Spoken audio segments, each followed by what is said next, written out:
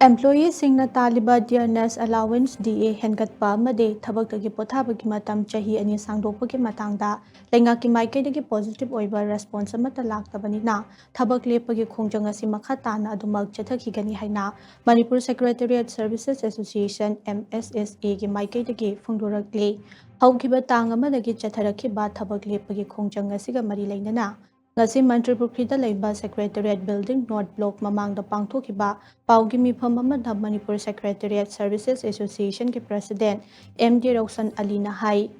Manipur Secretariat Services Association MSSA na taliba demand sing ase maru oina hanagum thangza numit suti thaba state lenga ki employee sing da piriba DADR ase matamga chunaba mongda chada taranipal hapkatpa amade thabakta gi potha bagi matam asi chahi humphudagi chahi humphunithoi da ohenba hairiba demand sing asine maru oiba demand ahum asigi manungda lenga ki maikei dege hanagum thangza numi suti thaba asidi thabakta onthok pirakle masigi damak association na lenga kasibu thagatpa phongdokle adubu demand sing asigi manungda khwaidagi maru oiriba demand ani asimade hawjik fawba thabakta onthok pirakpa leitre हिरम असिगी मतंगदा Manipur government services federation MGSF अमदे Manipur secretariat services association MSSA गी लुचिंगबा सिंगना लेंगा की मिहुन सिंगा हौखिबा तांग अहुम अमदि तरुकता अनिरक थोकना उनदुना वारी सानख्रे वारी सानबा अदुदा नाकल अनिगी मरक्ता लेखाई ताबा ngamdabadage